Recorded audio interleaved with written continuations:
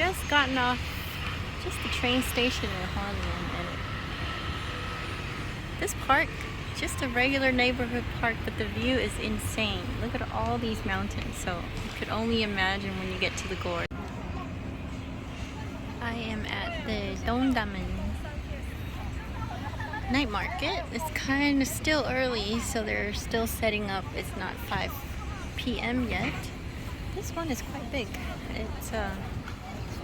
It's kind of spread out, and then on one end it butts up to, it goes into a temple, very fancy temple right there. Got me a little drink, it's one of my favorite. It's white bitter melon, and then mix it with honey and pineapple juice, so it's not too bitter. I was planning to eat a lot of food when I come here, but for some reason, as soon as I got here, my stomach just said no to fried food. So basically, just fresh fruits, guava, mango, anything that looks good. The watermelon here is really big and really juicy. They have good watermelon. Basically, just pressed juice and fruit. It's like a Taipei cleansing program, but I try to eat a few things, but just not in the mood for it for some reason. So I guess I've eaten too much on this trip, and so we're left with fresh things only. But good fruits here, so it doesn't matter what you like, you will find something. Couldn't even believe this place is crazy beautiful.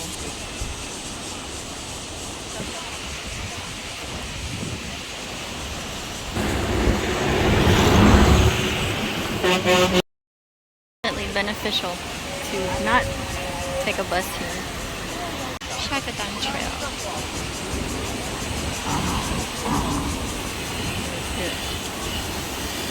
Very cooling, which is super nice. So I went during a summer days. It was, you know, Taiwan is very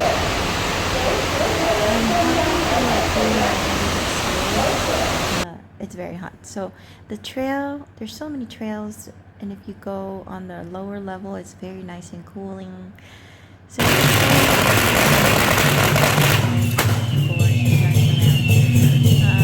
I got back,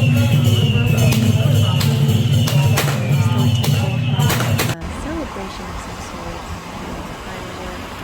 but also in the same area where the market is, you can just walk across the street. There's so many beach trails, a running track.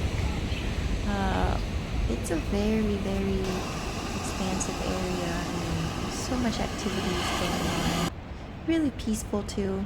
At the same time, there were a lot of people there, but everybody's kind of into small areas and have their own space. There's a park, and even for a kid park, it's really nice. Lots of swings and slides, and they even build a whole hill just so the kid can slide down. It's quite nice. From my little house here in Hualien. It's pretty close to town, so it's just right behind the train station. So coming here was an easy walk. You can see outside the window is my scooter that I rented and been driving all day yesterday. Super proud of myself. Today is my last half day here, so I'm gonna go have a couple of stops for breakfast and then eat that famous noodle beef that Taiwanese are known about, and then just get my train ticket. Actually, breakfast, get train ticket, and then brunch or lunch, and then head to the train. It's gonna be a long ride, almost 4.5 hours to Kaohsiung, the southern tip of Taiwan. So early morning in Hualien, and there's barely many cars at all, and one of the best things that you can do for yourself in this town is having your own transportation, because then you don't have to figure out the bus timetable and all that sort. However, driving here takes some practice. It's much easier than the rest of Asia because you have your own lane and it's not that many people, so it's not too dangerous. But if you don't have, before coming here, just get an international driver license. Even though it doesn't mean much in the States, being here and having that allows other people to rent scooters to you, and you can have more choices. Versus if you didn't have one, like myself, I did have one, but it expired. So then there's only one or two people who can rent to me, and you're paying at a higher cost.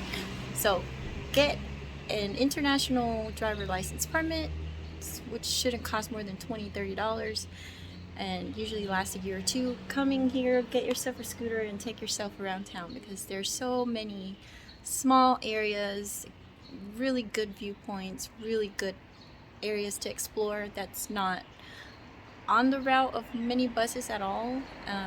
And you can take yourself to the gorge. That's the biggest benefit. It's a beautiful, beautiful place. I would definitely do it again multiple times. I had a really good day yesterday, overcasted, and the weather was well, but even that you can get burnt. So also another thing is to bring a sun shirt. So today I am better packed, and there's not many people on the road yet, being 6 a.m. in the morning. People here wake up really early for breakfast. So that's what I'm gonna do. Since I didn't have dinner, I'm gonna have 2-3 breakfast and then head out. And of course, put on your helmet too.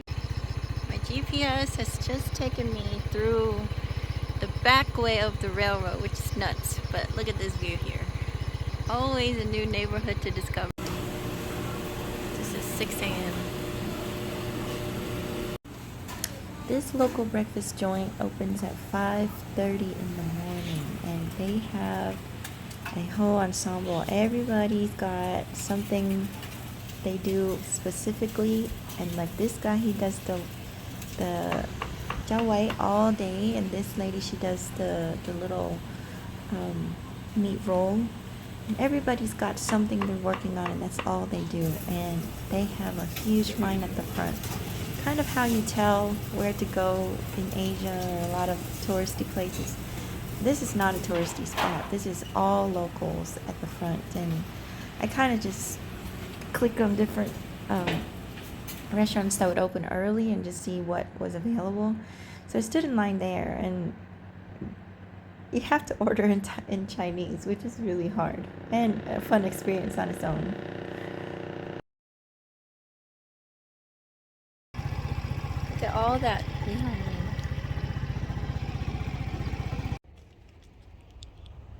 Super sunny today, but this view is just amazing. One of my favorite things to do every day here in Hualien is actually the ocean drive. Just drive up and down. There's so much to see.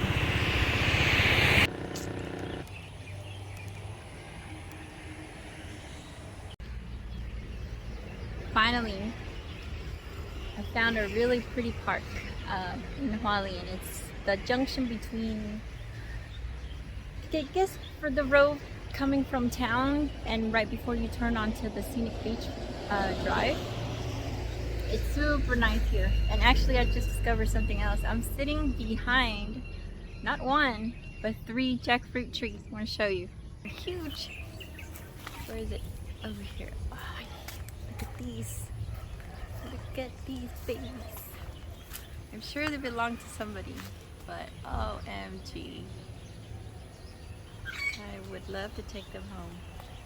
And there's this guy looking at me knowing I'm checking out the jackfruits. But I just saw that.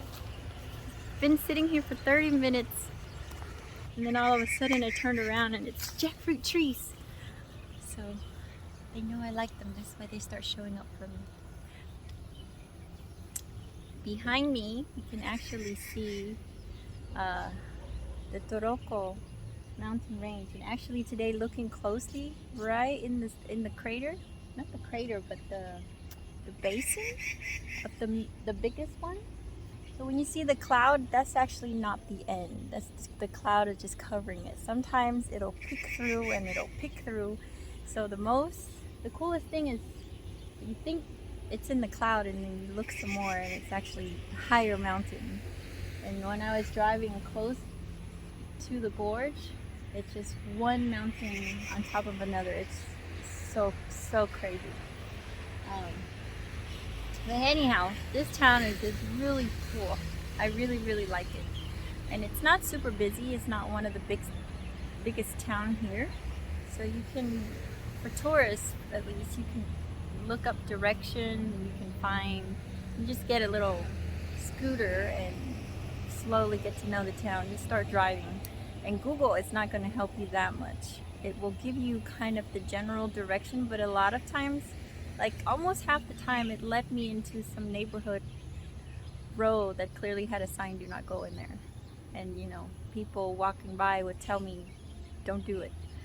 But the good thing is it lets you to just find out really cool neighborhoods. Like this morning, I found the prettiest neighborhoods going from the house to breakfast. And it had amazing view. You could see mountain all around that whole area. And it's not even far. It's like 4 minutes drive into the middle of town somewhere. I didn't bookmark it, but hopefully I can find it again. But besides that, this is one of the parts with a really pretty view that you don't have to go very far. And just almost anywhere there's parks and runs and jogs area that people can exercise. So they're very active here. But anyways, I want to talk about a few things that I would recommend coming here. First, get your own transportation. Get a driving permit. Hopefully bring it from home. And get yourself your own scooter. You might have to ask around a little bit because people will have different prices, and if you look at like a tourist, they will give you a higher price. But it's still not too bad. Like, 600, 500 or 600 is usually what they typically will say. You can probably get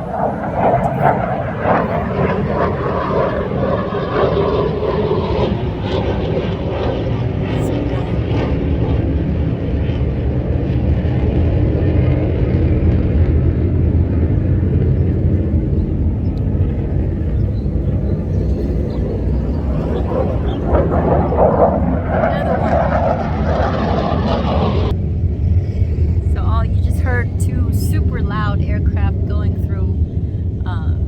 So I don't know what it is, I couldn't read, but from along the beach road, the place that actually has the best view, it looks like a military zone of some sort, and it's heavily guarded. But these planes are coming out from there, so you have to look it up to know what place it is. So I want to talk about driving in Taiwan, especially for tourists. If you know how to drive a car, that's great, but it's not going to help you that much here because most likely if you're traveling by yourself or one or two person, it's quite expensive to get a car. And you don't have to get a car to get around town here if you're staying in town. You can just get a scooter, and there's a few recommendations I have for that. First, when you're at home in your home country, try to get the international driving permit, and that is really easy to get. All you have to do is go into wherever the service they have at AAA or wherever, and you just have to sign up. There's really no test other than, just sign up, fill out the paperwork, and get your 1 or 2 years driving permit. And then when you come here, a lot of places are required the international driving permit in order to rent anything for you. Some will kind of let you get away from it with it and rent to you without a driving permit, but it will cost you a lot more and there are fewer choices. So get a permit and then get a scooter. Secondly, driving here is really safe. Mopeds and scooters and bicycles share a separate lane from cars, so it's not such a big hazard because you're not really driving with the bigger vehicles, and the speed limit is quite slow. I think the cars are going 70 The mopeds are going 40 in town, and then on the highway it's 50. So you can really just go at your own pace. And the roads are really nicely paved here. Thirdly, and one of my favorite thing is, I haven't been charged for parking yet. Maybe there are a few places closer to town where they do charge it, but I haven't seen anyone collecting. And even at the markets or all the places that I've been, you just pull up and park on the curb or in the bicycle lane or closest to the business, and no one has been collecting fees. So from what I can see, it's free to park, and it's you have to wear a helmet, but the speed limit is quite slow. If you do have, or if you can get a motorcycle helmet, which is has kind of a bigger coverage area, and the glass will go down further, it's a lot better, because the helmet that they rent to you, it's air can go kind of through the sides, and if you're going a little bit faster, dust and wind will start getting into your eyes. So get a nice helmet, or maybe ask them, you can pay a little extra and get the nicer helmet. Without it, you'll be probably just fine, but your ride will be so much more comfortable with it. And then driving is actually not that difficult. It's been a long time, and I usually sit in the back of the scooter, but this time I kind of just braved it, and it doesn't take long. First, and what they also did when I rented a car, is they're going to ask you to drive around the block, see if you know how to operate a scooter, so that they don't give it to someone reckless. And so you kind of do have to know a little bit, or have someone else show you how. And then so when I rented my bike, the guy was really cool, really detailed, and had me test first and show me how to open all the compartments, how to put in, where to put in gas. And actually, one really good thing too is, when you drive a scooter, you can go for hours, and the needle on the gas gauge barely moved. I drove to the gorge yesterday, which was supposed to be about 40 minutes. I got lost on the way out of town and back in town. So it took probably at least a good 3 hours getting there and back, and then about 1 more hour driving in the gorge. So a good 4 hours. I left at 12:30. I didn't get back until almost 5. So that was a lot of driving, and the needle didn't even move from F.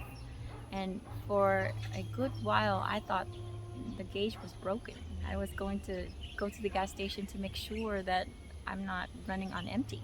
And you know what? This is second day, and I drove all morning to the beach, to breakfast, around town, and the needle barely moved just a little bit. So I think I probably just used less than 2 gallons total, maybe 1 or 2 gallons. So it's a huge difference going from a car to going to a scooter, because your gas efficiency level has gone like quadrupled, even more.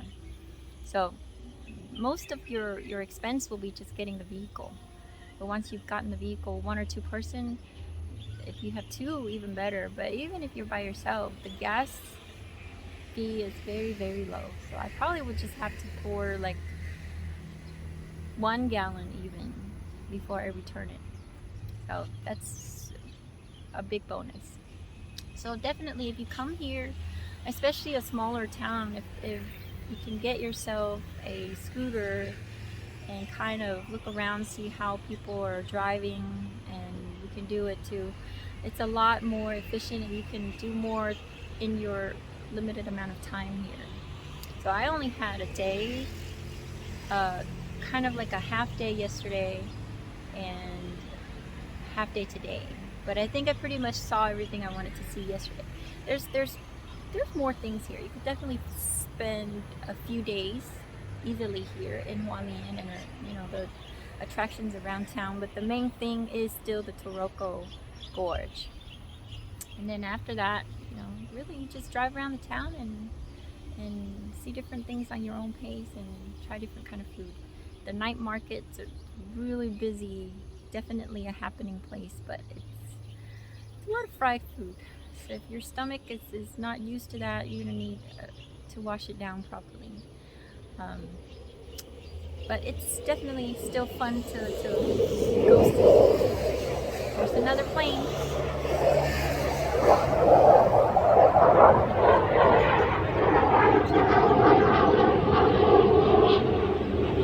See it?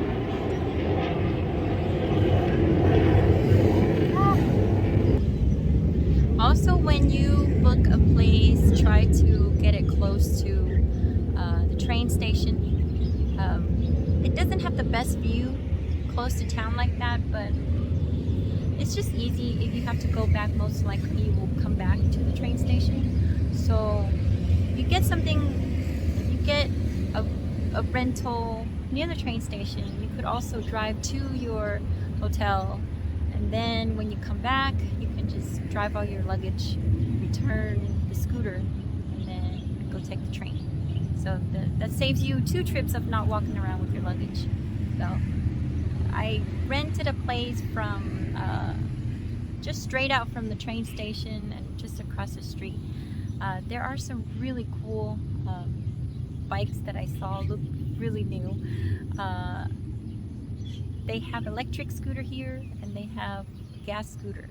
So if you have the license, I think they rent the electric to you, but mostly it's for national. It's for Taiwanese here. They get to rent the nicer bike and they get to rent the electric bike. But for tourists, they just give them whatever that's left.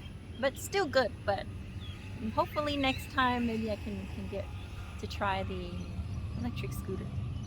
But that's what I learned this time from pretty much my first time getting a scooter and driving by myself in a country and in Taiwan. So I hope you get to experience a very comfortable pace and a very really cool city with my suggestions. Let me know if you have any questions, and if you find anything that would be helpful to all the other tourists traveling to Taiwan. Thank you.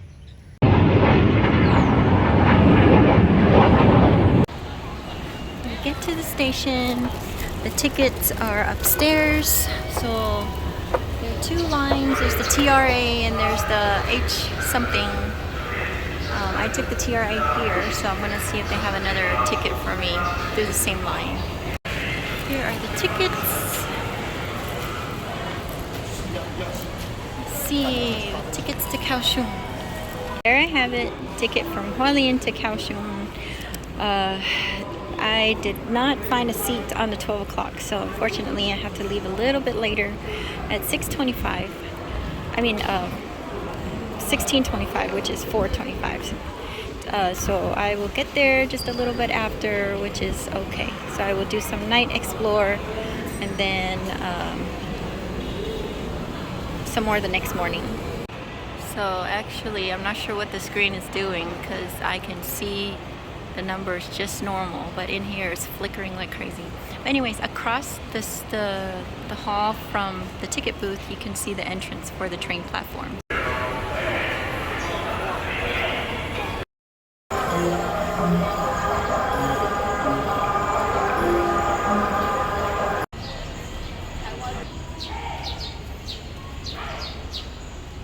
This is what I'm talking about, convenience. I just parked right in front of the train station, walked right in, and there's a ton of parking lot and no one even charged me for anything. So super fast. One really cool thing about having your own moped is I drove for a day and a half to the gorge and everything, and for the first 4 hours, this needle was all the way up full and it didn't move. And so I thought that the needle or the gauge was broken, but all the way until today, almost when I returned the bike, it went down just a little bit. So that's how crazy efficient this bike is.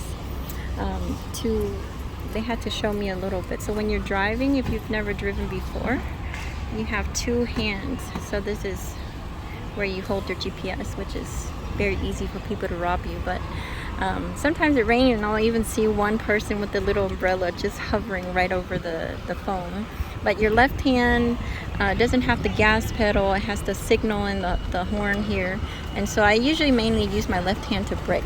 The right hand, this was kind of tricky for me. When you first put this in, you have to not push and just turn right, and you'll see the light come on right here. That tells you that it is ready, and you can see the gas gauge going up, up, up. It'll go all the way up. It takes a minute. I just filled it up, and for a whole day and a half of driving, it cost me 58 Taiwanese dollar, which is barely $2.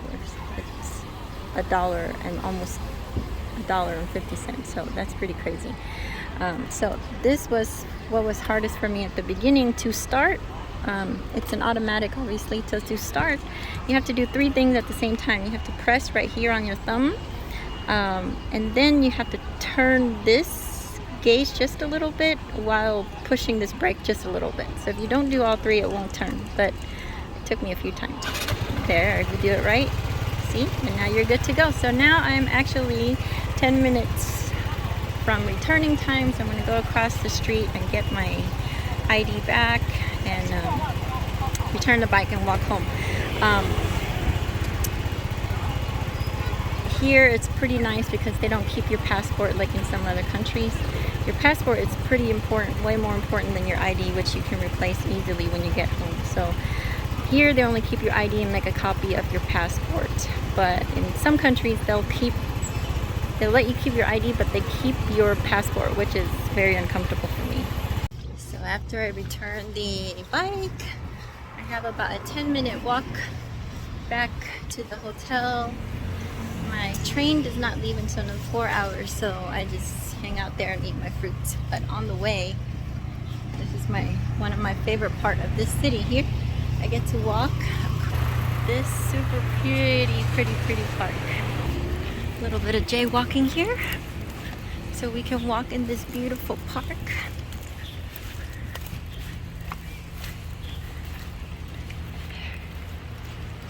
The backdrop is just so nice. You can barely see much of the mountain today because the clouds are pretty aggressive, but some days, like yesterday when I came in, it was quite clear. So we walked to the end of the park, to the west end of the park, and then just make a sharp turn. Basically, the hotel is behind the park. And my biggest accomplishment the last 2 days is to not lose my phone, because in order to know where to go, I needed the GPS, and the GPS, so it's on the phone, so it had to be mounted on the right in front of the moped. And in some countries you don't do that because people can just drive by and swipe your phone, and even if you're talking on your phone, they can swipe your phone too. So that's something you don't do. But I felt safe enough here to where I just, took a little risk. And luckily for me, it may not be so lucky every time, but luckily for me this time, nobody stole it. So I did not see anyone else doing that, but maybe I should not have crossed. Maybe let's go to the end of the park first, so that we still have a walkway. But yeah, so I walked through the tunnel because I don't have a road. There's no road for people walking, just mopeds and cars. So once I go through the tunnel, the house is just on the other side. It's quite a convenient location. I probably would stay here again. Just close to everything. There at the west end of the park, there's this tunnel here. So you just go down and it lets you cross the street to the other side. So obviously no bike in here, just pedestrian bridge. I mean, not bridge, but walkway, underground walkway. And then already we're coming up on the other side. And then I cross to the other side and I just walk a few blocks. But even the walk home is so pretty. This whole area. There's a market area right here. It's a lot of market. People love to sell food.